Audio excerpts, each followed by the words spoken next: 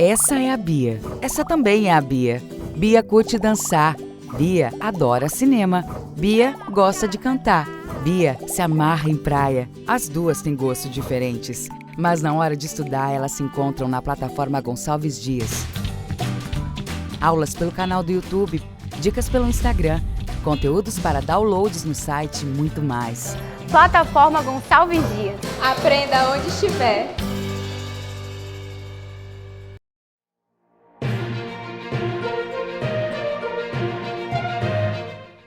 Bom, então, dando continuidade aqui ao nosso segundo módulo do curso Ensino Híbrido, Personalização e Tecnologia. Conforme eu havia indicado na videoaula, nós vamos abandonar um pouco a parte teórica, né, e tentar dar alguma indicação de ferramentas, né, de metodologias para se trabalhar de acordo com o que o modelo propõe, né, que é a convergência do presencial com o online. Então, a gente vai trabalhar nesse módulo um pouco do papel do professor.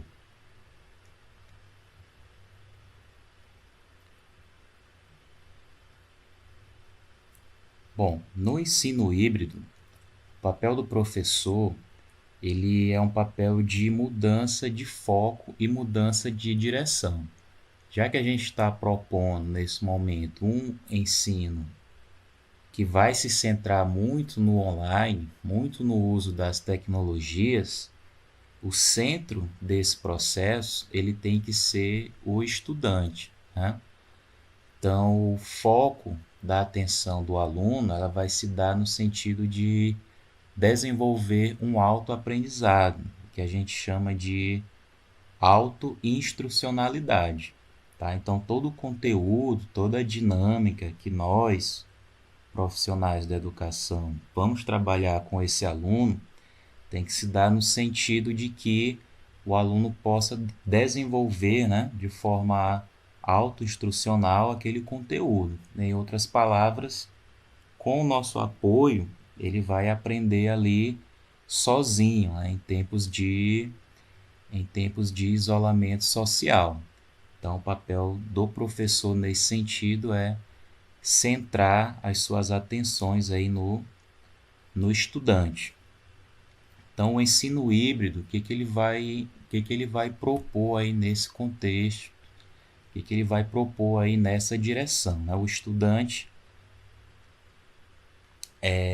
o ensino híbrido foca no estudante e a sua aprendizagem própria e através de interações interpessoais. Desculpem aí o pequeno erro na escrita. Ele aprende através de interações interpessoais. Essas interações elas se dão entre pares, né? Ela pode ser aluno e pode ser também aluno-professor, tá? Então, esse é o nosso papel aí dentro do ensino híbrido, é dar o foco, mudar um pouco o foco para o aprendizado do aluno.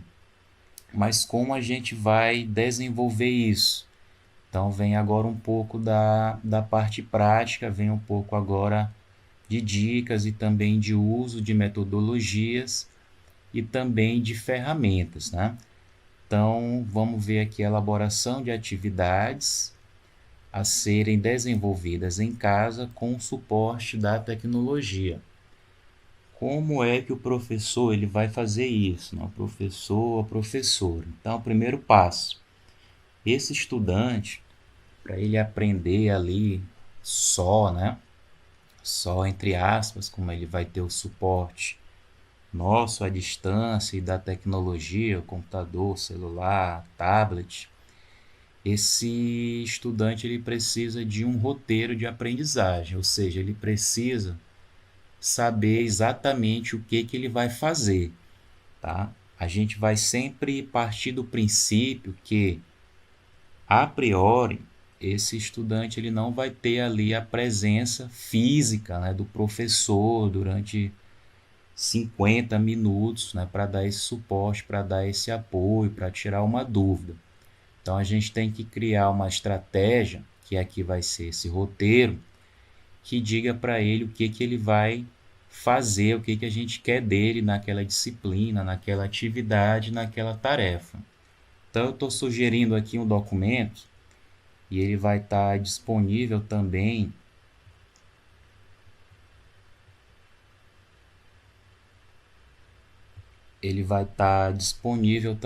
na nossa aba de material complementar, que é um roteiro simples, é um documento feito num editor de texto e ele vai servir de roteiro de aprendizagem. Lembrando que não é um plano de ensino, muito menos é um plano de aula. É uma estratégia diferenciada para que esse aluno saiba o que exatamente ele vai fazer ali em relação àquela disciplina, em relação àquele curso, em relação àquela atividade, tá? Então, é um documento bem simples, como vocês podem ver aí, onde a gente identifica o curso, a gente identifica a disciplina, pode ser o curso ou a série, né? Ele tá bem genérico nesse sentido.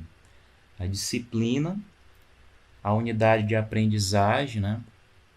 O título, que é basicamente o conteúdo, né? Dentro do curso ou da disciplina, qual conteúdo vai estar sendo ministrado ali. Aí o professor ele precisa definir os objetivos da aprendizagem, né? Coloquei aqui como modelo, aí você preenche de acordo com o curso, com a disciplina, com o seu objetivo.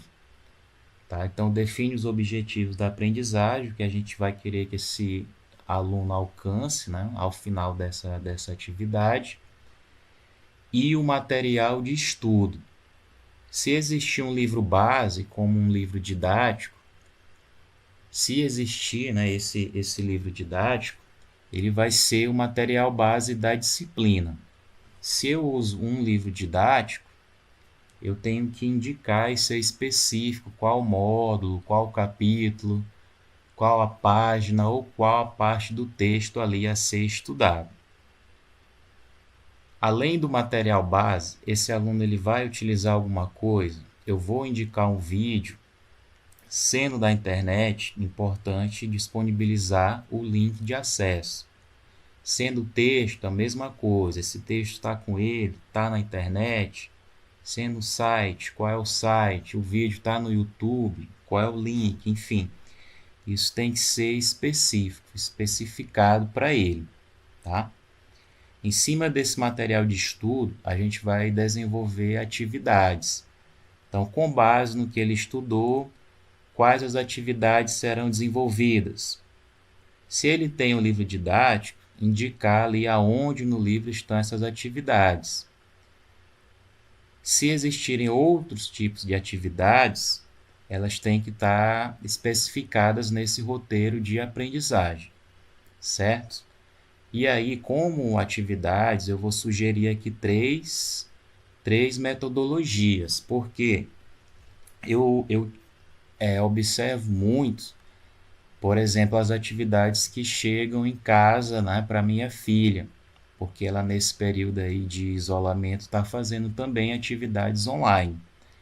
Então, eles recebem um roteiro até parecido com esse, com as atividades sendo descritas. E muitas delas são aquelas atividades tipo resumo, né? Que é uma atividade bastante explorada por nós. Resumo disso, resumo daquilo, resenha, fichamento, que na cabeça do aluno é tudo a mesma coisa, né? Basicamente, ele vai extrair partes daquele texto e colocar numa folha, né? E ali está o resumo, está a resenha, né? Então, basicamente, ninguém aguenta mais fazer resumo nesse período de quarentena. Então, eu vou indicar aqui 3 tipos de atividades. Aqui no roteiro tem sugestão 1 e sugestão 2, e eu vou indicar também uma terceira sugestão, tá? A sugestão 1, ela é de trabalho escrito em grupo. Dá para fazer trabalho em grupo, trabalho escrito em grupo, mesmo estando separado fisicamente, dá. São as chamadas ferramentas de escrita colaborativa, né? Por exemplo, o Wikipédia é uma ferramenta de escrita colaborativa, onde as pessoas podem acessar e dar a sua contribuição, né? Alguém revisa, mas claro, o Wikipédia é algo bem mais trabalhado. Então, para sugestão de trabalho escrito em grupo online, a gente vai dar a sugestão aqui do Google, que é o do Google Docs. Tá? Eu vou abrir aqui, já tem um modelo específico.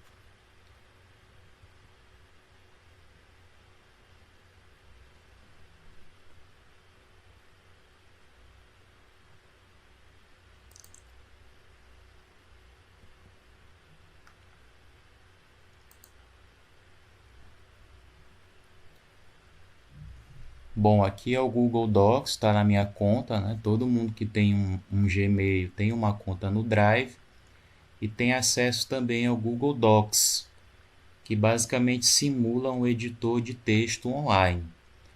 Então, eu estou simulando aqui, por exemplo, que seria um trabalho escrito de geografia, com o tema Problemas Ambientais nos Centros Urbanos. Então, por ser online, eu posso compartilhar esse documento com outros editores. Então, eu posso estar fazendo um trabalho em grupo, né, onde os alunos, claro, vão se organizar, né, e dividir as suas contribuições. Então, aqui tem um exemplo de um trabalho escrito de geografia, com o tema, né, Problemas Ambientais nos Centros Urbanos. Então, tem uma rápida introdução e tem os tópicos. Aí, cada estudante ele pode estar contribuindo com um tópico. Estudante X fala um pouco sobre a poluição do ar. Então, coloca aqui o texto, coloca a referência. Outro estudante, poluição das águas. Outro, ilha de calor. Outro, inversão térmica. E aí eles vão, de forma colaborativa, né, desenvolvendo o seu trabalho. Então, é a ideia aqui de escrita colaborativa. Alguém, né, tem que partir a iniciativa de alguém. O próprio professor ele pode criar esse esboço e compartilhar com os alunos. Agora, claro, né, precisa de que eles tenham e-mail, de preferência um Gmail. E aí eu digo se ele pode editar, se ele pode só ver ou se ele pode comentar. Como eu quero que ele edite, como é um trabalho em grupo, ele pode editar. E aí eu coloco o e-mail aqui e compartilho, tá? Com quantas pessoas aí a gente quiser. Então eu tenho um trabalho em grupo, no final a ideia, né, em tese pelo menos, é que todos tenham participado, tá? Então é uma alternativa trabalho em grupo online. Além desse tipo de alternativa, tem outras.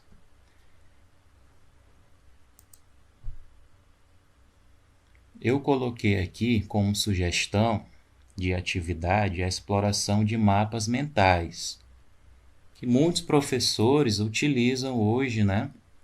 Utilizam na atualidade o mapa conceitual ou o mapa mental, tá? Muitos alunos, né, fazem no caderno, colorem, são bem criativos nesse sentido. Mas além da opção de fazer manualmente, tem a opção também de fazer via aplicativo. E aí eu vou sugerir um que ele é do próprio Windows, tá? Muitos computadores utilizam na atualidade o Windows, né? Então eu dei essa sugestão que pode ser adquirida na própria loja do Windows, o Windows Store. É gratuito, eu já baixei aqui, deixei disponibilizado. É essa ferramenta aqui.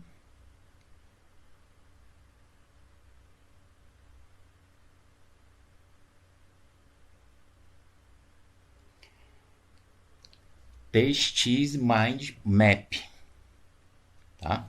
Tem até um esboço aqui de uma apresentação, eu vou Eu vou até excluir ela. Pronto, deletar aqui. A interface dele é bem simples, né?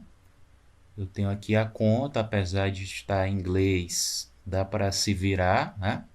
Meu mind map, novo, e uma pasta onde ficam os meus mapas, né? Meus mapas mentais. Eu vou clicar aqui em New, novo mapa mental, e ele vai me dar a opção de templates já, né, de modelos pré-existentes, ou eu posso iniciar aqui do zero, né, do branco, do nada. Como a gente não tem muita experiência, a gente pode utilizar um formato já pré-existente, tá? Plano de negócios, plano de eventos, relacionado a trabalho, apresentação. Eu vou escolher aqui a apresentação e ele vai me dar o mapa aqui, né? Um molde, um modelo de mapa mental já pré-feito. Aqui do lado esquerdo, nessa aba, tem essas mesmas palavras aqui e em cima eu só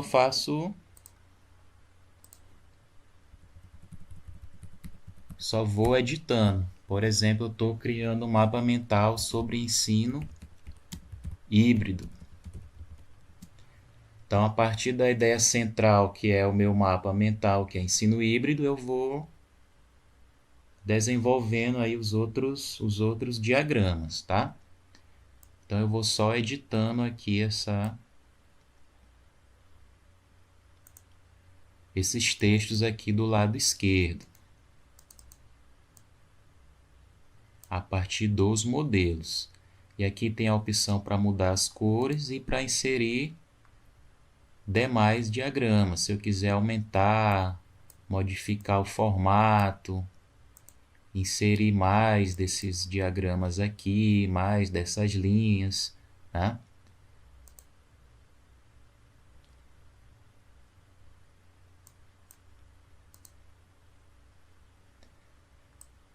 Terminado de construir o mapa mental, eu vou finalizar ele. Eu vou finalizar e exportar. Exportar significa gerar, né? Salvar e gerar um documento a partir desse mapa. Geralmente é um arquivo de imagem, um arquivo ou PNG ou JPG. Eu vou salvar e vai aparecer aqui a opção de salvar, salvar como imagem, JPG ou PNG. Vou nomear.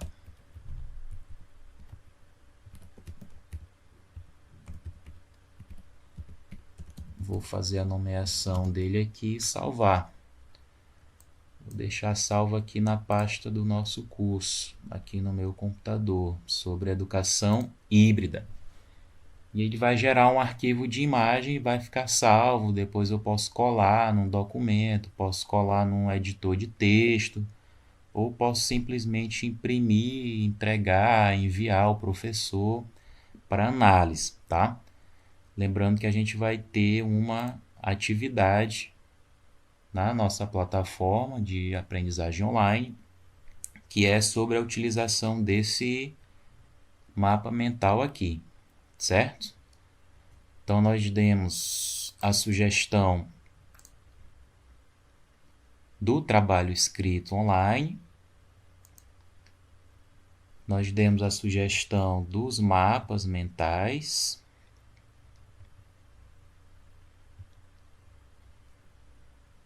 e por último, vou dar a sugestão aqui da criação de nuvem de palavras. Não sei se vocês já viram, também é uma ferramenta bem interessante que ajuda o estudante a entender o conteúdo a partir da definição de palavras-chave. Tá? Ele estuda um determinado conteúdo, aquela matéria, aquela disciplina, e ele vai elencando palavras, elencando verbetes que vão ajudar ele no entendimento geral daquele conteúdo, daquela disciplina, tá? Para fazer a nuvem de palavras, tem várias ferramentas, tem vários aplicativos, mas também tem sites, dá para fazer online. É até uma forma mais adequada utilizar ferramentas na internet sem a necessidade de baixar programas.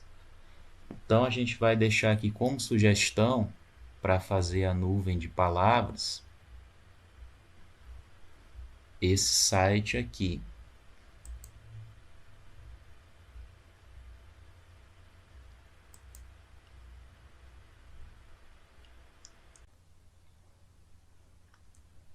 Bom, então aqui é a página inicial do Word Art, que é aquele site para fazer a nuvem de palavras, né? Eu posso fazer aqui o login, logando com o Facebook, com o Google e com o Twitter. No meu caso aqui eu já fiz o login com o Google, com a minha conta, já fui redirecionado aqui para a página. Então aqui é bem simples, eu vou clicar em criar. E aí ele vai abrir uma ferramenta aqui de criação da nuvem de palavras, tá? Aqui desse lado esquerdo as palavras e aqui do lado direito mais ou menos como vai ficar. Então, como a gente está trabalhando no ensino híbrido, eu vou criar uma nuvem de palavras com o tema do nosso curso. A palavra inicial vai ser essa e eu vou colocando outras. Aprendizagem, ensino, autonomia, estudante,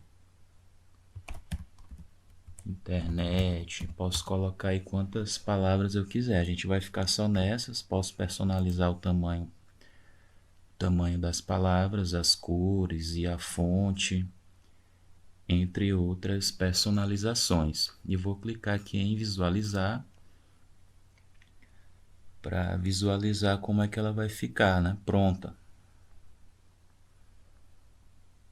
Então tá aqui.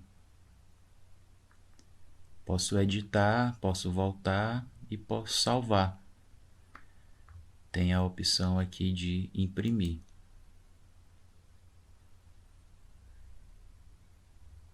E aí eu posso ou imprimir ou salvar aqui a minha nuvem de palavras como PDF, tá bom? Então essa é a nossa última dica. Trabalhamos o roteiro de aprendizagem, como fazer escritas colaborativas com o Google Docs, mapas mentais e a nuvem de palavras, tá? São essas dicas que a gente vai trabalhar aqui nesse momento, tá? No decorrer das próximas aulas a gente vai tentar explorar mais algumas.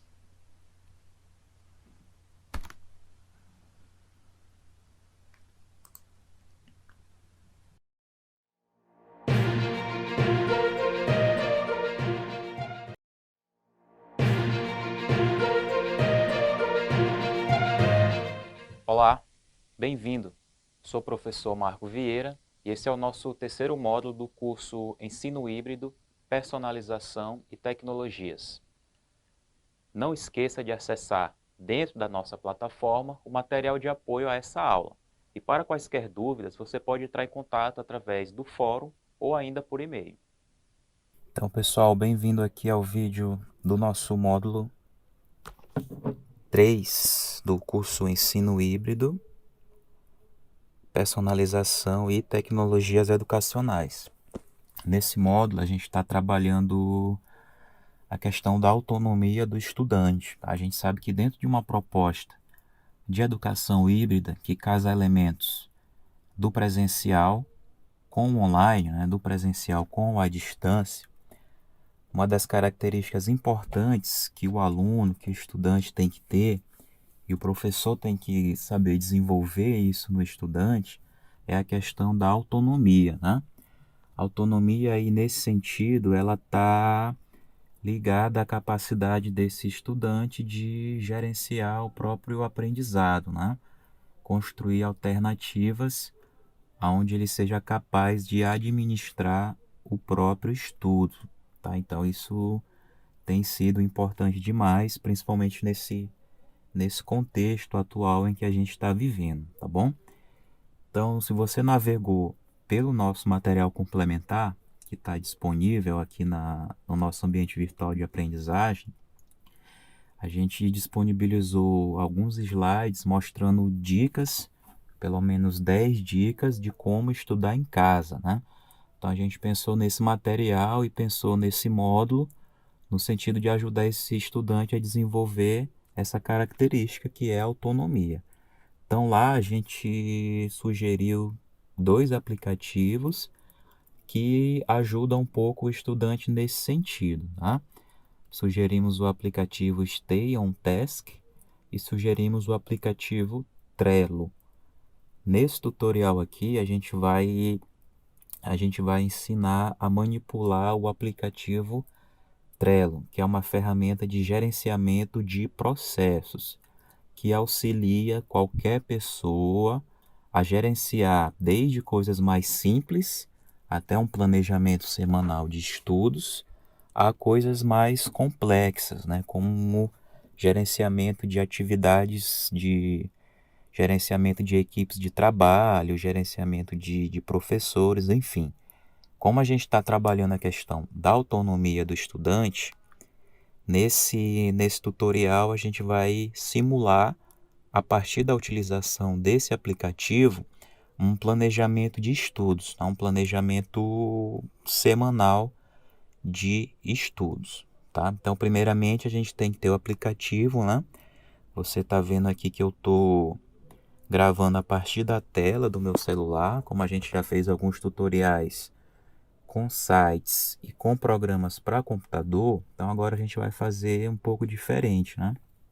Fazer um tutorial com aplicativo para smartphone, tá? Lembrando que esse aplicativo ele é tanto para smartphone, Android ou iOS, quanto para computador também, certo? Mas a gente vai demonstrar aqui a utilização dele para smartphone, tá bom? Então, primeiramente, eu tenho que achar ele na Play Store, eu tenho que baixar, né? Eu vou procurar aqui a Play Store. No caso do meu celular aqui é um Android. Vou pesquisar aqui esse app, o Trello, né? Tá aqui, localizei e vou baixar, né? No meu caso, eu já tenho ele instalado aqui no meu smartphone, né? Para quem não tem, aqui de verde, em vez de abrir, vai aparecer a opção baixar, né? Baixar e instalar, certo? Então você vai baixar, né? Vai aguardar ele completar o download e vai abrir, né? Eu vou abrir ele aqui no meu smartphone. Então localizei ele aqui, Trello, e vou abrir. Aqui já tem algumas rotinas que eu procuro, né? Pelo menos tento administrar, né? Relacionadas a trabalho e relacionadas também a estudos, certo? Então a gente está querendo montar aqui para auxiliar esse estudante na questão da autonomia um plano de estudos. Então o que eu vou fazer? Para você no seu aplicativo, se você ainda não utiliza, não vai aparecer nenhuma informação, né? Vai aparecer um quadro aqui em branco. Então no seu caso você vai clicar aqui em mais.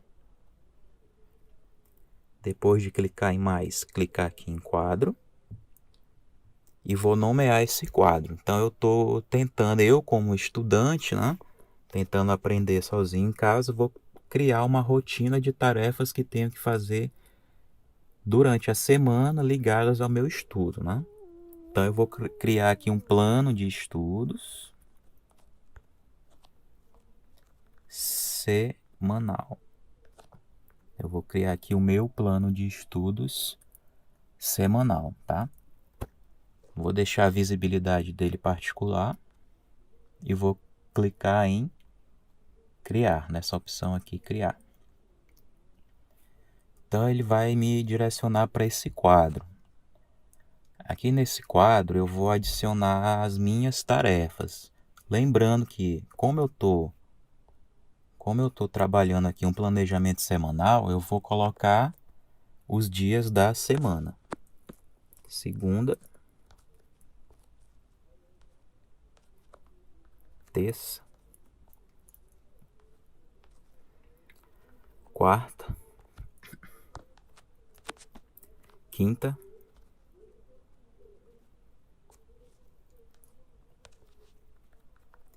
sexta. Então eu tenho aqui o meu quadro semanal de tarefas, né? Sexta, quinta, quarta, terça e segunda-feira. Então, a partir daí, eu vou agora adicionar tarefas na lista de coisas que eu tenho que estudar, né? Eu, como estudante, tenho que fazer tarefas que eu tenho a cumprir. Então, vamos supor que na segunda-feira eu tenho que estudar conteúdos da disciplina História e Geografia. Então, eu vou adicionar um cartão que vai me lembrar das tarefas que eu tenho que fazer relacionadas a essas duas disciplinas, né? Que seria História e que seria Geografia. Eu vou colocar só essas duas, aí você pode colocar quantas atividades, quantos itens você quiser, né? Então, eu vou estudar na segunda-feira História e Geografia. Mas o que dentro dessa disciplina eu tenho que fazer? Vou clicar aqui em História, né? E vão aparecer aqui essas opções. Etiquetas, membros, caso eu queira compartilhar com outra pessoa, que não é o caso porque é um planejamento individual. Data de entrega, a gente vai ver já já. Checklist e anexo, se eu quiser anexar uma imagem, uma figura, um link, né? Enfim. Então eu vou colocar aqui um checklist de coisas que eu tenho que fazer, tá? Recapitulando. Criei a tabela semanal. Coloquei aqui a atividade que eu tenho que fazer na segunda, o que eu tenho que estudar. Dentro do que eu tenho que estudar, eu vou colocar um checklist. Então, eu vou colocar um checklist aqui do que eu tenho que fazer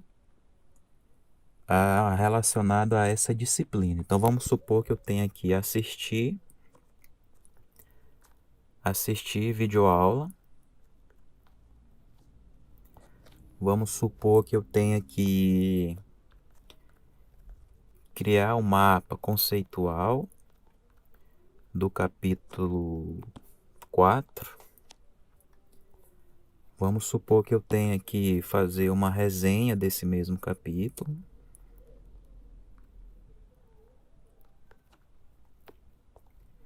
E vamos supor que eu tenha que fazer um trabalho em equipe. São exemplos só, né? Então tá aqui uma lista de coisas que eu tenho que fazer dentro da disciplina, né? Dentro da minha rotina de estudos relacionados ao estudo de história, tá? Então coloquei. Quando eu volto aqui para o quadro, ele já aparece aqui, segunda-feira, História, aparece o checklist, né? 0/4. Esse 0 significa a quantidade de coisas que eu já fiz, né? A quantidade de tarefas que eu já cumpri. E o 4 significa a quantidade de atividades totais, né? O total de atividades. Eu tenho 4 coisas para fazer, mas ainda não fiz nenhuma, né? Eu vou adicionar um lembrete que é uma data de entrega. Então, hoje são 9 de abril e vamos supor que eu tenha que entregar essa tarefa amanhã, 10 de abril às 9 horas. E vou definir o lembrete, né? Vou pedir que o celular me avise, o aplicativo me avise 2 horas antes. Então, 2 horas antes o alarme vai tocar, o celular vai vibrar e vai me lembrar que eu tenho essas atividades para concluir, certo? E à medida que eu for fazendo, se eu já me antecipei, já fui adiantando essas atividades, eu vou marcando aqui no checklist. Aqui, das 4 eu já fiz 3. Então ele já vai atualizar isso lá no meu plano de estudos, tá?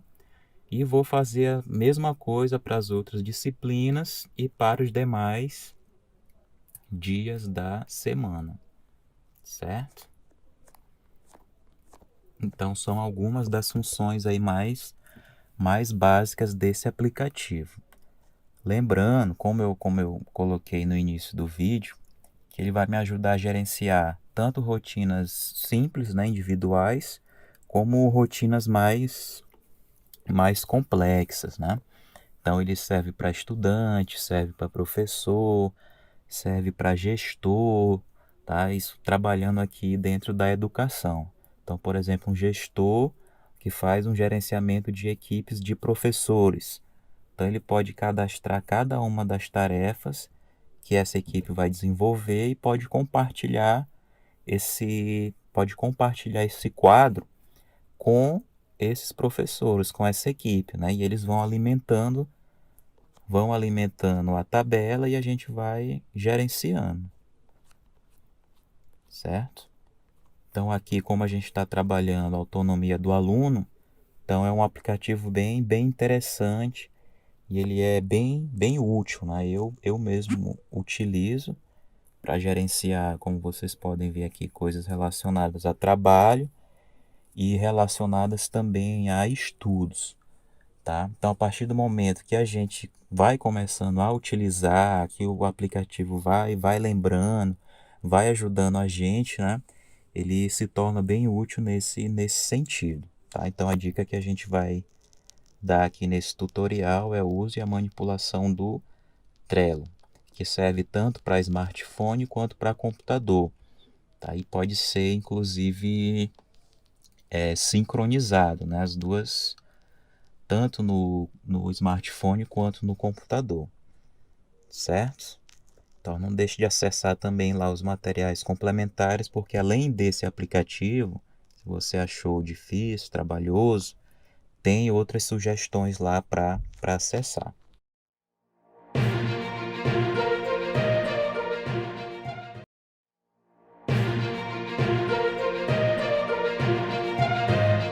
Olá, bem-vindo! Eu sou o professor Marco Vieira e esse é o nosso quarto módulo do curso Ensino Híbrido, Personalização e Tecnologias. Não esqueça de acessar dentro da plataforma o material de apoio a essa aula e para quaisquer dúvidas você pode entrar em contato conosco através do fórum ou por e-mail. Bom, esse nosso tutorial ele é sobre o nosso módulo 4 do curso de ensino híbrido. Nesse módulo nós trabalhamos ferramentas de autoria em EAD. Vocês viram aqui no nosso ambiente virtual de aprendizagem que nós deixamos alguns links que são ferramentas gratuitas de autoria em educação à distância. Ferramentas de autoria são ferramentas para desenhar cursos, fazer atividades com o apoio das tecnologias digitais. Então, esse é o conceito de ferramentas de autoria.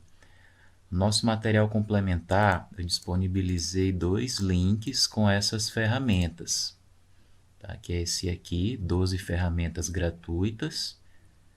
Tem dicas aqui de algumas, né, para você explorar. Tem esse outro link aqui com mais alguns exemplos de ferramentas de autoria para cursos em educação à distância, né? Então, a ideia é que a gente possa manipular algumas dessas ferramentas. Então, pensando nisso e pensando também aqui no nosso fórum de discussão, a gente vai escolher uma delas, que é o Prezi. Então, esse tutorial aqui, ele vai servir também para você responder o fórum do módulo 4, tá? Então, aqui no nosso ambiente tem um fórum, o título dele é Utilizando Ferramentas de Autoria, tá? Então, aqui nesse fórum, eu estou pedindo para a gente manipular uma dessas ferramentas, que é uma ferramenta de apresentação, tá? Durante algumas videoaulas desse curso, você percebeu que ao construir as aulas e tutoriais, eu utilizei o Prezi. Ele permite criar apresentações interativas com efeitos de movimento e zoom, utilizando o mesmo conceito do Google Maps. Então, o que eu estou sugerindo aqui para você fazer nesse fórum? Tá? Como atividade do curso, e o tutorial vai ajudar.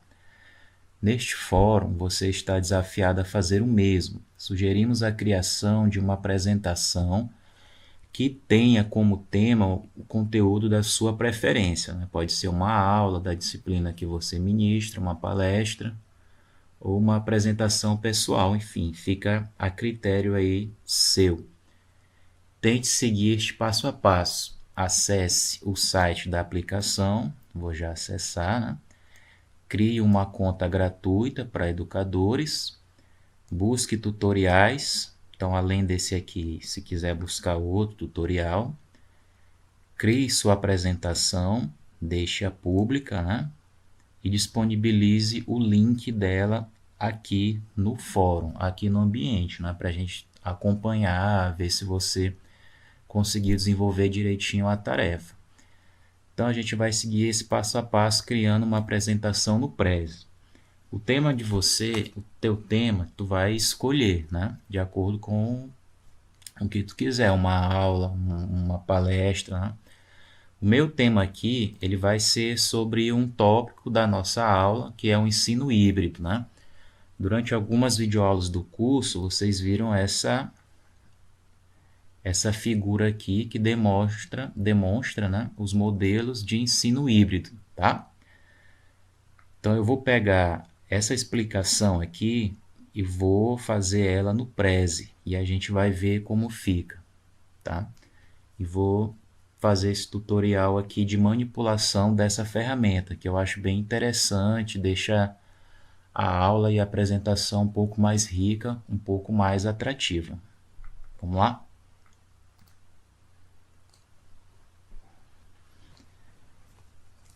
Então, passo 1, site, né? Passo um endereço aqui do site, prezi.com, já acessei, tem algumas informações e eu vou entrar, né? Vou fazer um cadastro. Você vai fazer o seu cadastro.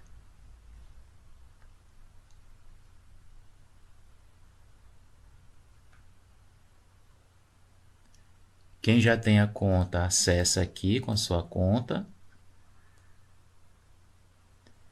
E quem não tem, faz um cadastro. Então, nesse cadastro, a gente vai colocar a opção para educador, para educadores, né? Começa a avaliação gratuita por 14 dias. Ele é um programa pago, mas ele tem a versão gratuita para educadores, que já atende muito bem os nossos objetivos, né? Daqui o básico, né, para a educação. Crie, compartilhe, armazene online. Eu vou utilizar essa conta, essa licença. Aí você vai fazer o cadastro, né? Nome, sobrenome, e-mail, criar uma senha, aceitar aqui os termos e continuar, tá? Eu já tenho um cadastro, então eu vou aqui direto para minha conta. Depois que eu faço o cadastro e acesso, eu sou redirecionado a uma página que apresenta aqui, né, as minhas apresentações. Então, se você já tem, elas ficam salvas na internet. Se não, só vai aparecer esse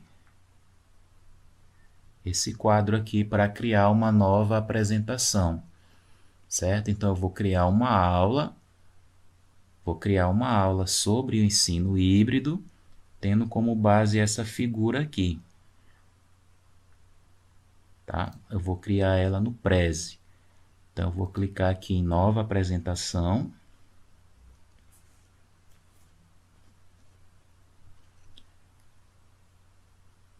Cliquei em nova apresentação e vai aparecer já aqui a tela para eu começar a manipular a ferramenta, a construir a minha aula.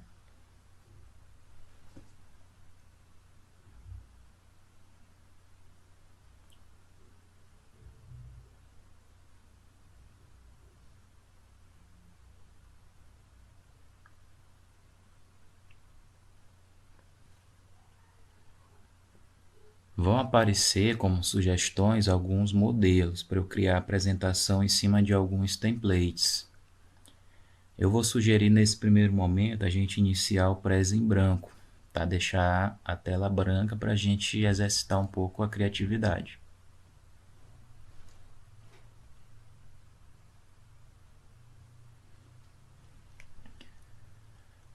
Bom, então essa aqui é a parte de criação do Prezi, né? Lembrando novamente que eu vou fazer uma aula sobre ensino híbrido, criando aquele diagrama, reproduzindo aquele diagrama com os modelos de ensino híbrido, né? Que é o modelo que mescla o presencial com o online. Então, qual é a ideia aqui do Prezi? Ele tem essa, eu chamo de quadro em branco, né? E a gente vai colocando informações, a gente vai jogando informações e o grande segredo está no final, que é organizar essas informações, dar uma sequência. Então ele é um grande quadro em branco onde eu vou jogando informações e no final eu vou atribuir uma sequência. E a gente vai ver como vai ficar no final.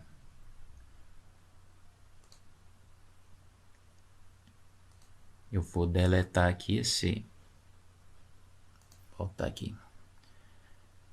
Eu vou deletar esse diagrama aqui, né, clicando com o botão esquerdo, deletar. Então, vou deixar tudo em branco para a gente começar a montar a nossa aula. Então, eu vou montar aqui uma aula sobre ensino híbrido. Eu vou montar esse diagrama aqui, esse gráfico aqui, no Prezi, certo? Vamos lá. Como eu estou montando o diagrama, eu vou precisar inserir formas, né? Figuras. Então, eu vou aqui inserir símbolos e formas. Do lado direito vai aparecer esse quadro com o tipo de símbolo ou forma que eu vou inserir. Então, como é diagrama, eu vou inserir aqueles quadrados. Eu vou usar quadrados, setas e a opção de escrita de texto, tá? Formas, eu vou clicar, segurar no quadrado e arrastar aqui para a apresentação.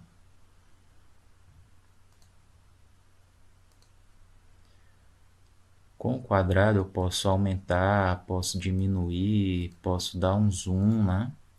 Eu tenho essas opções aqui. Posso mudar a cor, eu vou colocar vermelho. Vou aumentar, né? E aqui eu tenho o primeiro quadro. Nesse primeiro quadro, na nossa figura, a palavra que está escrita é sala de aula.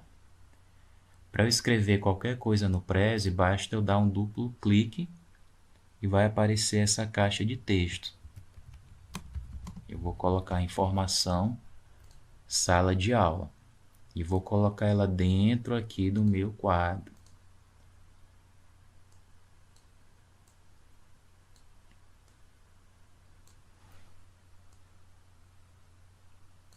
Pronto. A outra informação que eu tenho do lado é ensino online. Então, eu vou fazer o mesmo processo. Inserir símbolos e formas, pegar o quadrado, colocar, tentar colocar do mesmo tamanho desse primeiro. Nesse momento, não se preocupem muito com a estética, né? A gente vai se preocupar com a funcionalidade em si. Sala de aula, ensino online.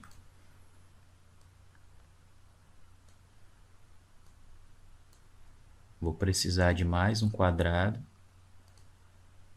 para colocar mais informação.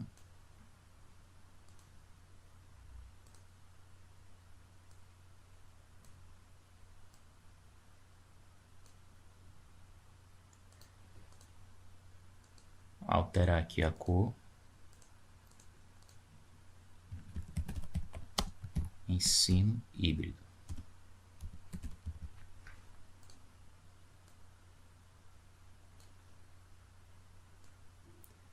Lembrando que a gente vai estar usando aqui as funcionalidades mais básicas aqui do Prezi, que é inserir texto, inserir forma e no final atribuir uma sequência aqui editando a trilha, né, que o programa chama de trilha. Então, sala de aula, ensino online, né? Vamos ver que ele está ficando aqui um pouco parecido, né?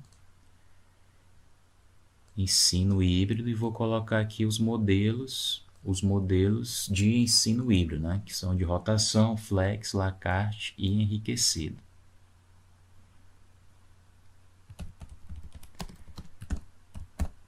Modelo de rotação.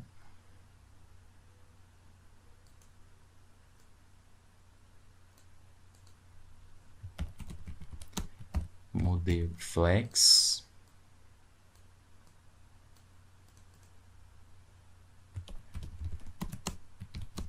Modelo à la carte.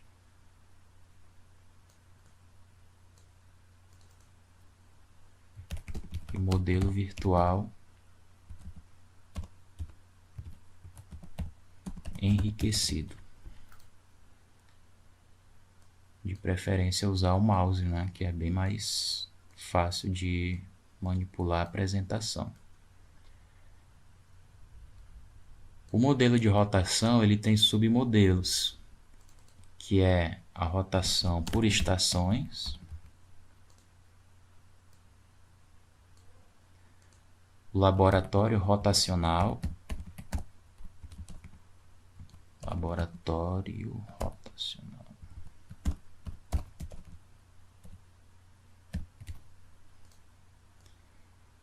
e tem mais dois, que é o sala de aula invertida,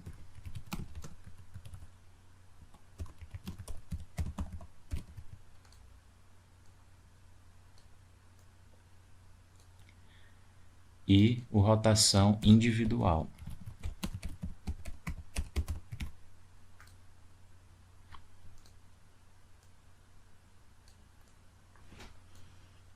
Vou dar um zoom aqui fora para a gente ter a visão geral aqui da aula, né? Então eu vou inserir agora só as setas, as setinhas, né? Ligando aqui uma coisa a outra. Vou na opção inserir. Pode ser seta, pode ser linha, né? Vamos colocar aqui a linha.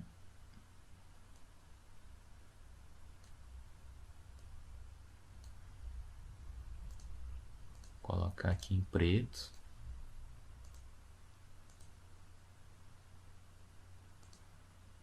Vou diminuir ela um pouco, afinar. Quando eu clico na linha, na seta, eu posso mudar de cor, posso deixar ela mais grossa, mais fina, né?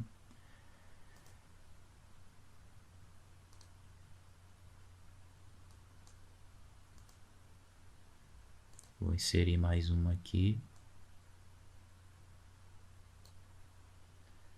Mudando a cor.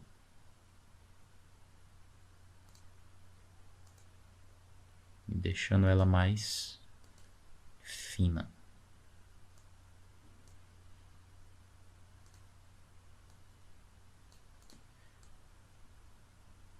Vou colocar mais linhas aqui para ligar os modelos, né?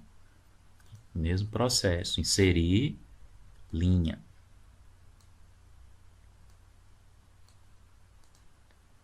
Mudei a cor. Deixei ela mais fina.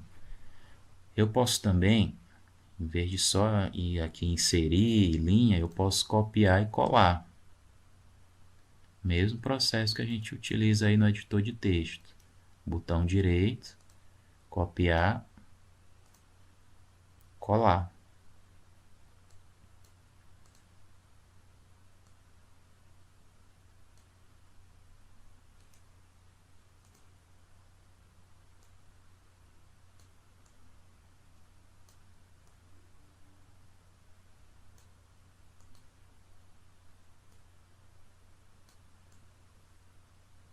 E agora eu vou colocar mais algumas linhas e setas para explicar aqui o modelo de rotação. Vamos usar aqui a seta.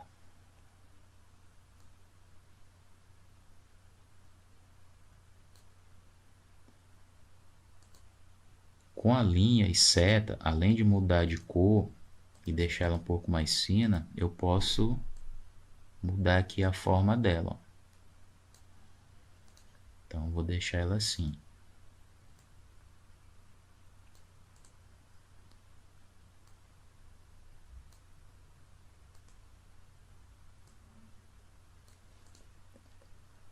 E aí eu vou criar mais algumas para ligar aqui os modelos de rotação, né? Que é por estação, rotacional, sala de aula invertida e rotação individual.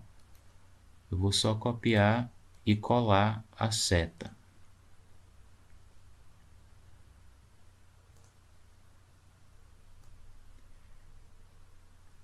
E vou mudar aqui o tamanho dela, né? Para ligar aqui direitinho.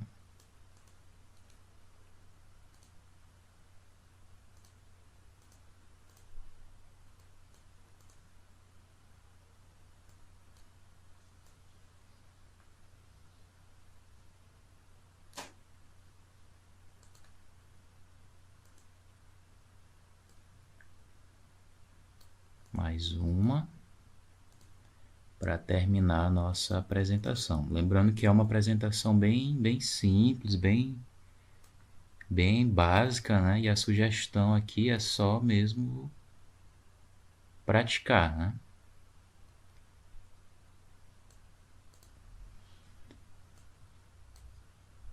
Bom, então eu tentei pegar aquele diagrama aqui que explica os modelos de ensino híbrido e transpor aqui para o que seria uma apresentação no Prezi, né? Então tá aqui todo o diagrama. Então qual é agora a dica, o segredo que torna a apresentação interativa? É aplicar os efeitos de zoom, tá? Zoom in ou zoom out, né? O zoom dentro ou o zoom fora. Então eu vou precisar usar essa ferramenta aqui que fica do lado esquerdo, tá? Que é colocar esses diagramas aqui, é que vão criar a sequência de apresentação, a trilha.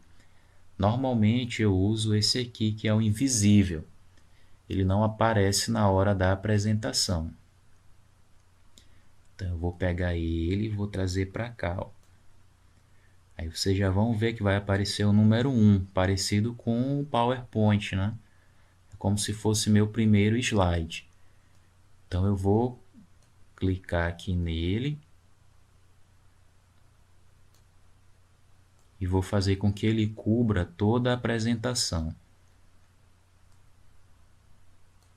Tá? Ó, ele está cobrindo toda a apresentação, como se fosse um slide. E dentro dessa primeira apresentação, eu vou dar mais alguns zooms, utilizando a mesma ferramenta que é a moldura. Então, eu vou dar um zoom aqui nesses 3 primeiros diagramas. Vou dar um zoom aqui nos modelos de educação híbrida. E vou dar um zoom aqui nos modelos de rotação, os submodelos.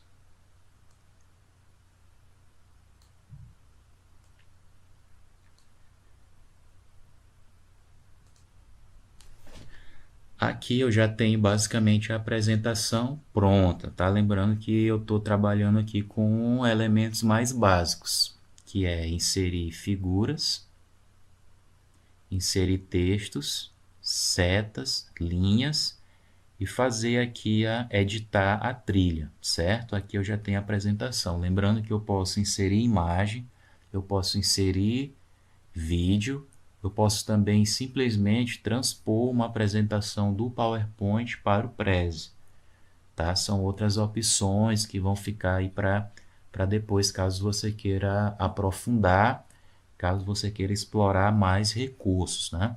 Então eu gosto muito de utilizar aqui essa ferramenta, né? Porque ela deixa a apresentação bem mais dinâmica a partir da utilização desses efeitos. Então vamos ver aqui os últimos passos, que é fazer a apresentação, salvar e gerar um link. Aqui eu vou clicar em apresentar, nesse ícone azul.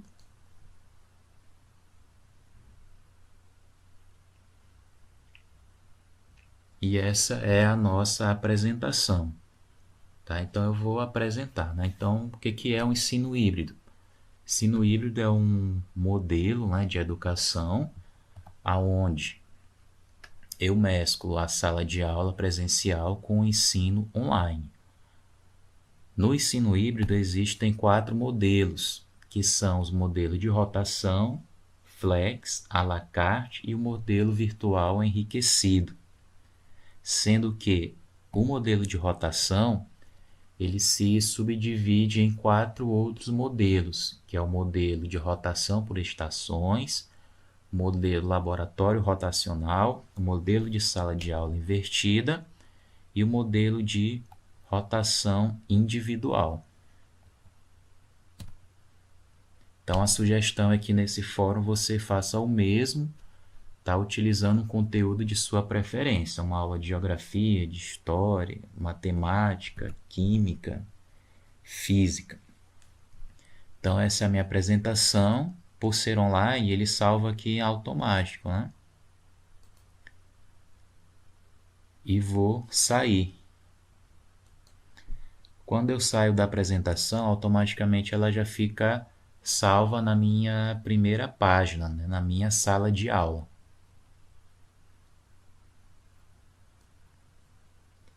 Então, essa aqui é a minha apresentação. Ela está salva aqui na página. Eu vou modificar aqui o nome dela, né? Vou colocar ensino híbrido, que é o tema da nossa aula. Foi o tema da aula que eu fiz no Prezi. Então tá aqui, ela fica salva. Por padrão, ela já é pública, ou seja, todo mundo que tiver o link pode acessar. E qual é o link da minha apresentação, professor? Tá aqui, ó. Eu vou na opção compartilhar.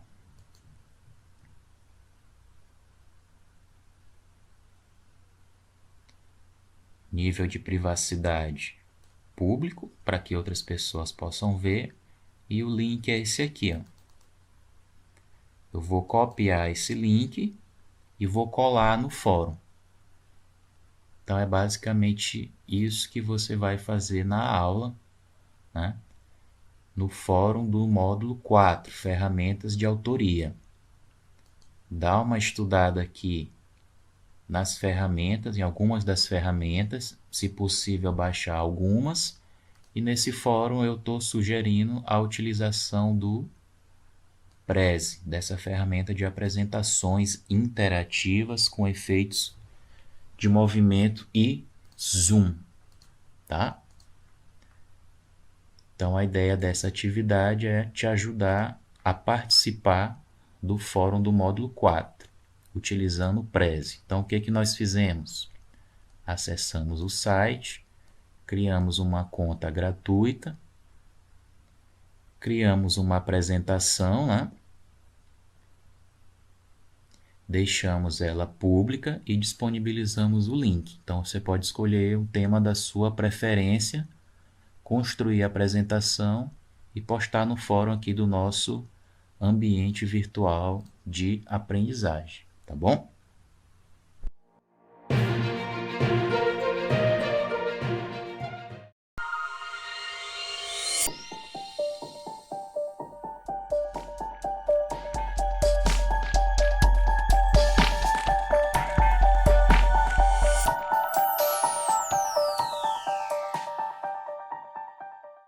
Olá novamente, eu sou a professora Casey Martins e este é o último módulo do curso de elaboração de projetos audiovisuais e produção executiva. Neste módulo, faremos as considerações finais sobre a prestação de contas. Após o término deste módulo, não se esqueça de responder às atividades postadas. E como sempre, para qualquer dúvida, você pode entrar em contato conosco através do fórum ou ainda por e-mail. Considerações finais sobre a prestação de contas nos projetos audiovisuais. Prestação de contas. Na Instrução Normativa número 150, de 23 de setembro de 2019, o artigo 8º, a proponente deverá manter os documentos originais que comprovem a totalidade das despesas do projeto arquivados em meio físico, em ordem cronológica ou na ordem em que se encontrarem dispostos em sua relação de pagamentos, pelo prazo de 5 anos, contados a partir da decisão final da análise da prestação de contas. A prestação de contas será aprovada com ressalvas quando verificadas as seguintes ocorrências, entre outras: classificar na relação de pagamentos, informações financeiras ou no demonstrativo orçamentários despesas que não se relacionem à natureza dos itens orçamentários em que foram lançados, em divergência com o orçamento aprovado. É aprovada com ressalvas quando executar remanejamento interno de valores entre itens orçamentários para os projetos audiovisuais em desacordo com os termos da instrução normativa específica que rege a aprovação e acompanhamento dos respectivos projetos. Ou seja, se você tem um orçamento aprovado de 1 milhão, você, ali dentro do seu orçamento, vão ter itens específicos que você vai descrever como que você vai gastar esse recurso. Quando você faz despesas que você não previu, ou, por exemplo, você gasta muito mais com um profissional e muito menos com uma outra despesa que você achou que poderia gastar, quando você faz esse reajustamento, esse remanejamento interno de valores, você tem um teto para você fazer isso e está dentro da regularidade. Quando você passa, por exemplo, de 20 a 25% do valor total, você precisa da pré-aprovação da Ancine para fazer esse remanejamento interno. Então, é preciso ficar atento com o seu orçamento analítico para que ele seja um orçamento real e que você possa estar perto das despesas que você vai realmente executar. Executar as despesas do projeto com concentração de pagamentos de pelo menos 25% do valor total executado a um mesmo fornecedor ou grupos de empresas vinculados a um mesmo sócio também constitui uma irregularidade, porém, até 25% a sua prestação de contas ela vai ser aprovada com ressalvas, exceto para projetos específicos de, por exemplo, desenvolvimento de projeto, porque no desenvolvimento de projeto, as despesas, elas são, a natureza das despesas, elas não são muito diversificadas. Por exemplo, você vai ter que pagar o roteirista, a direção, em alguns casos, vai pagar uma consultoria de roteiro. Então, como são pequenas a natureza das despesas desse projeto, então é possível que você pague muito mais do que 25%, porque essa regra ela vale para a produção de projetos audiovisuais que não estão listados aqui. Ou seja, essa regra vale exceto para projetos de desenvolvimento de projetos, construção, reforma ou atualização tecnológica da sala de exibição, aquisição de ações, finalização do seu projeto audiovisual, comercialização, animação, produção com orçamento executado de até R$500 mil e etc. Ainda nos termos da aprovação com ressalva. Despesas executadas irregularmente, cujos valores já tenham sido ressarcidos aos cofres públicos, movimentação de recursos nas contas abertas para a execução do projeto que não forem destinados ao pagamento de despesas do projeto, comprovados juntos à prestação de contas. Preenchimento incorreto dos formulários que comprometa a análise da prestação de contas. Não aplicação ou aplicação em desacordo da logomarca obrigatória, conforme a instrução normativa número 130. Atenção, isso é um detalhe muito importante. A aplicação da logomarca obrigatória, ela precisa estar em total acordo com a instrução normativa número 130, porque existe um tempo de entrada, de saída, de tamanho de fonte, então é muito importante estar atento a esses detalhes para que a sua prestação de contas ela não seja reprovada ou aprovada com ressalva. Prestação de contas reprovada. Omissão no dever de prestar contas, na forma do artigo 6 da Instrução Normativa número 150.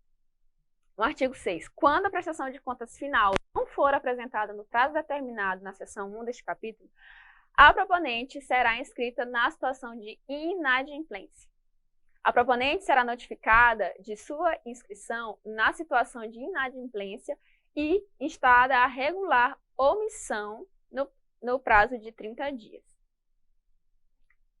Permanecendo a proponente omissa após o prazo estipulado no inciso 1º deste artigo, o projeto será encaminhado à deliberação da diretoria colegiada da Ancine para não aprovação da prestação de contas e autorização da instauração de procedimento de tomada de contas especial, TCE, ou a adoção de medidas judiciais e aplicação das penalidades cabíveis, conforme preconiza a legislação em vigor.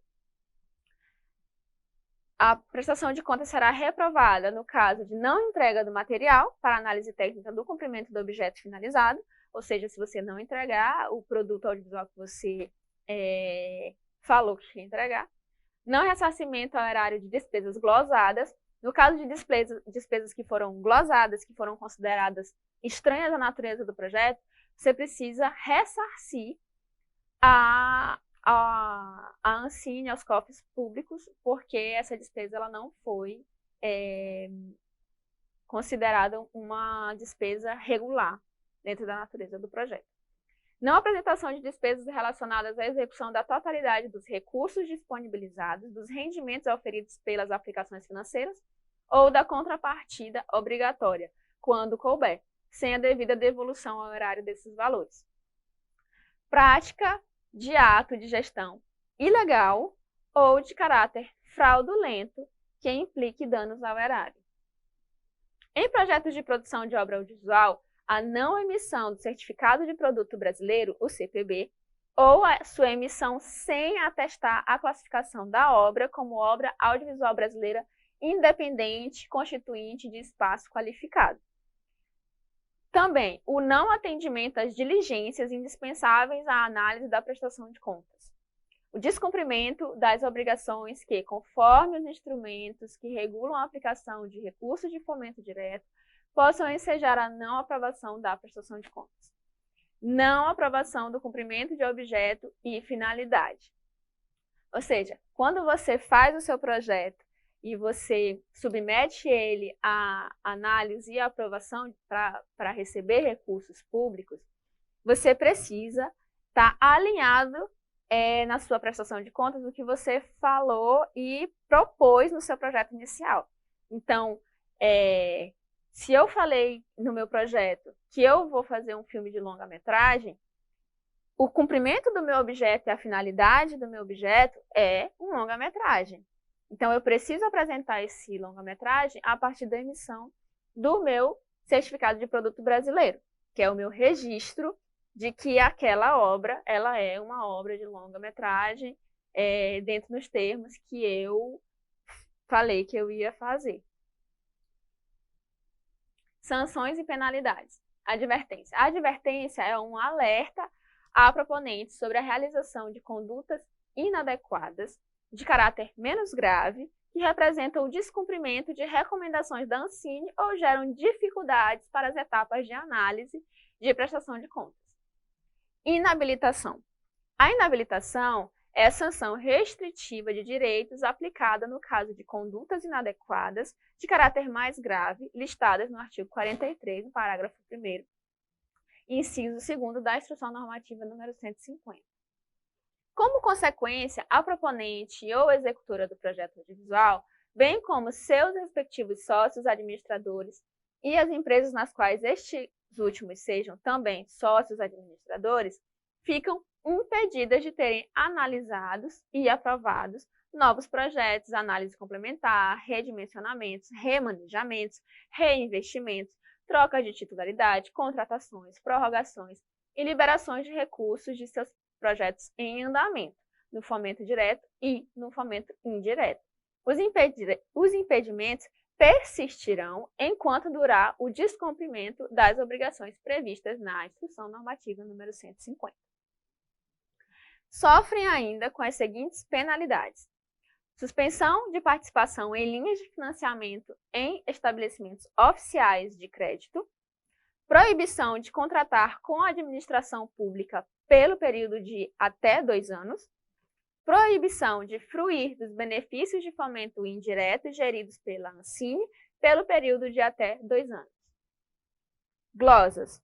Na análise de prestação de contas, caso sejam constatadas despesas irregulares inválidas ou estranhas à natureza do projeto, a Ancine diligenciará a proponente solicitando a devolução dos recursos à União para que não se consolide a situação de danos ao erário. Inadimplência. Quando descumpre solicitações realizadas pela Ancine, as proponentes, seus sócios e as empresas vinculadas são inscritas na situação de inadimplência. Quando inscrita no cadastro de inadimplentes, ficam impedidas de terem analisados e aprovados novos projetos, análise complementar, redimensionamentos, remanejamentos, reinvestimentos, trocas de titularidade, contratações, prorrogações e etc. Sempre que a proponente cumpre com a obrigação motivadora da inadimplência, mesmo que de maneira intempestiva, é automaticamente retirada da situação de inadimplência. Para mais informações, veja o artigo 39 da Instrução Normativa número 150. Multas. Alguns mecanismos de fomento exigem a aplicação de multas incidentes sobre os débitos apurados pela Ancine. A diretoria colegiada exigirá a devolução dos recursos no prazo de 30 dias contados do recebimento da notificação. Se a proponente devolver o dinheiro devido dentro desse prazo, não será aplicada a multa. Entretanto, após esse prazo, o valor deverá ser recolhido acrescido da multa prevista na lei ou no respectivo instrumento contratual, fomento direto, após a atualização monetária dos valores. Tomada de contas especial.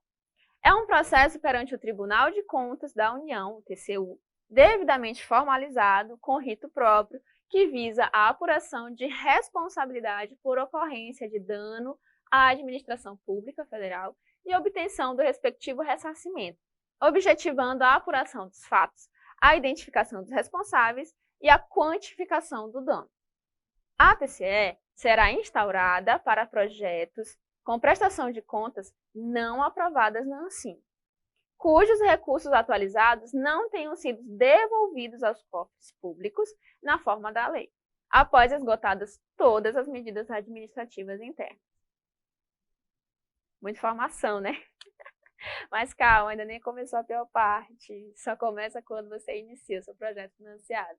Mas não se esqueça, todo esforço e disciplina valem a pena quando a alma do projeto não é pequena. Boa sorte e conte comigo no caminho. Espero que essa aula e o curso como um todo tenham sido proveitosos. Caso tenha alguma dúvida, não deixe de entrar em contato. Bons estudos e não deixe de responder as atividades como requisito para a obtenção do seu certificado de conclusão.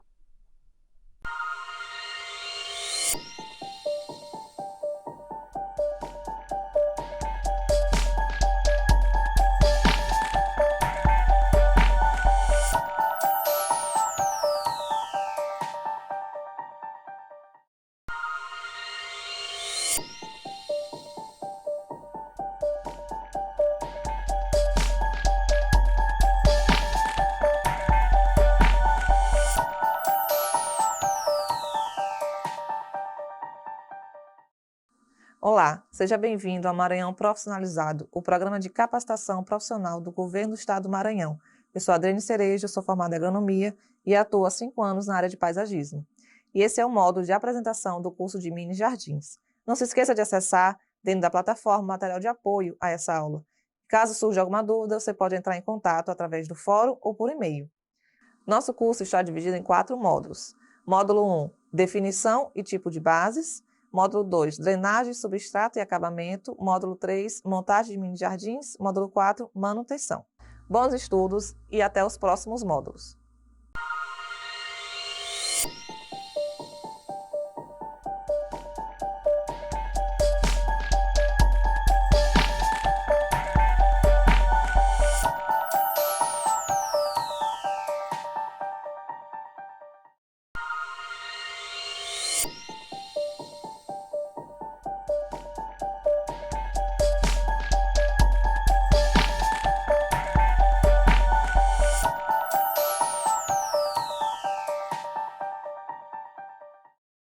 Seja bem-vindo ao primeiro módulo do curso de Mini Jardins. Eu sou a professora Adriane Cerejo e vou te acompanhar neste módulo sobre definição de mini jardins e tipos de base. Caso tenha alguma dúvida ou comentário, estamos disponíveis no fórum ou por e-mail. O que seria o mini jardim, certo? O mini jardim, como o próprio nome já diz, são jardins pequenos, são arranjos de planta, certo? E eles são bem interessantes, por quê? Porque são indicados para pessoas que têm pouco tempo de manutenção, para manter aquele jardim. São pessoas que querem, necessitam de verde, né, no seu cantinho de trabalho, na sua mesa de trabalho, na sua sala, na sua varanda, certo? Ainda mais nesse momento em que estamos de pandemia, né, as pessoas precisam do contato com aquele verde, do contato com a natureza, da energia das plantas. Então, eles são muito, muito interessantes e geram qualidade de vida, geram, né, aquele bem-estar. Sobre as bases, o que a gente pode falar? As bases, eles são aquele suporte, o vaso que a gente vai usar para fazer o mini jardim, certo? A gente tem as bases de cerâmica, que a gente pode encontrar de vários formatos, tem esse quadrado, né? A gente pode até mandar fazer por encomenda, do formato que a gente quer. Tem os em forma de xícara, que são bem legais para a área de cozinha, né? Área de sala, na varanda. Pode vir com pires ou não, tá? E é interessante a gente permeabilizar esses vasos de cerâmica, para que ele tenha uma maior durabilidade. Tem pessoas que gostam daquele aspecto mais com lodo, né? Uma coisa mais rústica. Tem pessoas que gostam de verniz com cores, alguma pintura. Vai do gosto do cliente e da pessoa que está fazendo. Outra base interessante são os vasos de cerâmica quebrados. Por algum motivo, bateu em algum lugar, mas a gente ainda consegue fazer um mini jardim interessante, a gente pode dar essa aberturazinha para uma planta que caia, né? Então, dá para a gente reutilizar bases. É uma dica até para reduzir custos, certo? Outras bases que a gente vai ter são os de vidro. Tem os vasos de vidro sem furo, que na verdade são cachepôs, mas a gente consegue fazer mini jardim nessas bases, tá? E é legal para prateleira, para alguma mesa, né? Algo que a gente não queira molhar, não ter contato com água ali. Eles ficam muito, muito bonitos, né? Fica uma coisa mais sofisticada. Dependendo da decoração do ambiente que a gente vai fazer esse mini jardim, é muito importante pensar isso também, para que converse, né? A decoração daquele ambiente com o mini jardim que a gente vai querer fazer. O de cerâmica combinam mais com madeira, né? Então, se for uma mesa de madeira, colocar ali um mini jardim grande de cerâmica, fica muito bonito, né? Já os de vidro, já numa decoração mais sofisticada, com metal, dá para a gente conversar bem esses materiais. Outro material bem interessante também são os naturais, são as de palha, né? A gente consegue encontrar nesses mercados. A gente consegue fazer um mini jardim bem mais rústico, dependendo com a decoração. Outra também base é cápsula de semente, que a gente encontra na praça, a gente vai fazer uma caminhada, e aí já pensa, né, alguma base, algum tronco, também serve como base para mini jardim. Esse aqui é uma cápsula de semente da Xixá, a gente faz uns buraquinhos e para poder escoar água ou não, fica na opção. Pode passar uma base, um verniz, para poder durar mais essa casca. E aí serve como um vaso por ser um mini jardim. Temos também os de plástico, né, os vasos normais que a gente encontra no mercado de plástico de várias cores. E também pode utilizar algum tecido da cozinha, que não use mais, um prato raso, né? A gente consegue fazer um mini jardim nessa base, só pensando nas plantas adequadas de tamanho menor, para poder a gente fazer aquele mini jardim. Agora um tema bem importante, que são as escolhas das plantas para o seu mini jardim. Isso vai depender muito do local onde vai ficar esse arranjo, certo? Se for um local de meia sombra, a gente tem que pensar em plantas para esse ambiente, que gostam de alta umidade, né, que correspondam a essas características do ambiente, que são quais? Temos as bromélias, né? As bromélias, elas têm de sombra e têm de sol. A gente consegue encontrar de várias espécies, várias cores. Tem essa aqui também, que também é outro tipo de bromélia, tá? É importante a gente trabalhar com cores para ter aquele contraste com as demais plantas que a gente for colocar. Uma planta bem legal também é o antúrio, que muita gente prefere flor no seu jardim, no seu mini jardim. Essa é uma opção muito bonita. Ela tem de cor de rosa, branca, chocolate, que é um tom bem de marrom, bem escuro, né? E engraçado que ela parece de mentira, né? A folha dela é bem grossinha. Fica bem legal. Outras opções é o cingônio. Esse aqui é o cingônio branco. Ele vai muito bem em sombra, aguenta pouca água, aguenta dias sem muita água. Esse aqui é o rosa, ele é um pouquinho mais raro, mas um pouquinho mais difícil de achar. E tem ele também variegado, tá? São plantas bem versáteis. E com o tempo elas vão caindo, né? Então, se quiser colocar no jardim em um local mais alto, pensar em plantas que vão pender, né? Para poder ter essa sensação de leveza, de algo mais pendente. Outra planta legal que a gente encontra são as begônias, Begonia rex. A gente tem cor-de-rosa, mais avermelhado, mais puxando para o cinza. Elas são legais para elas criam aquela volumetria maior e o contraste também de textura e de cor com as demais plantas que a gente escolher. Outra plantinha muito, muito utilizada nesses arranjos são a samambaia havaianinha. Ela não tem um crescimento tão alto assim, né? Ela cresce mais lateralmente e vai forrando ali. Ela tem esse verde bem intenso, muito bonito. Outra planta também muito utilizada, tem de várias cores, verde, rosa, vermelho, né? São as fitônias. Elas crescem lentamente, mas também dão uma forração bem bonita. Ela tem esse listradinho, então é uma folhagem bem bonita. A gente também encontra facilmente ela. E uma dica importante é que esses vasos de fitônia geralmente vêm várias mudinhas num vaso só. E isso aí a gente já consegue reduzir custo. A gente, num vaso só, consegue fazer mais de um mini jardim. Então, é bom você pensar isso também na hora de escolher as espécies, na hora da compra das plantas. A gente consegue reduzir custo comprando um vaso mais cheio e dividindo para outros mini jardins, certo? Outra planta também que a gente consegue usar nesses arranjos são as marantas, que são plantas mesmo de local úmido. Enfim, é uma infinidade de plantas que a gente consegue adaptar para esse local. Agora, um mini jardim que vai ficar em local de sol pleno, numa varanda bem iluminada, que pegue mais vento, né? A gente tem a possibilidade de usar os cactos suculentas. Está na moda agora, todo mundo ama os cactos suculentas.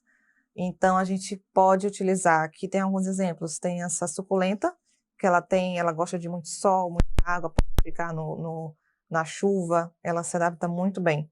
E ela vai criando ela vai pendendo, né? Ela pode ser utilizada em locais mais altos, como eu já falei, para ter essa sensação de algo caindo, uma leveza, né? Esse aqui é o cacto ripsalis, ele dá até uma florzinha amarelinha, né? Ele cria altura no arranjo, é bom a gente trabalhar essa questão das mais altas, né? Ela dá um contraste de forma. Por exemplo, se a gente for usar essa que tem a folhinha mais redonda, com esse ripsalis, já tem aquele contraste, o contraste de forma, né? Temos a crassula, que ela fica bem rubra no sol, né? Ela enche, ó. Esse aqui é um exemplo de vaso que vem várias mudinhas num vaso só. A gente já consegue utilizar, fazer 2 mini jardins. Esse aqui é o cacto palma, que ele também, o pessoal adora cacto, então é bom a gente mesclar as duas espécies. Temos aqui o cacto castelo de fada, tá? Ele vai dando brotinhos laterais e fica um formato de castelo, por isso esse nome. Vai bem também em sol pleno. E temos outras suculentas, tem o calanchoe, tem outras com tonalidades mais claras, que a gente consegue fazer esse jogo de formas, de cores, fica bem bonito. Espero que você tenha gostado da aula. Não esqueça de entrar em contato caso tenha alguma dúvida ou comentário. Bons estudos e até o próximo módulo do nosso curso.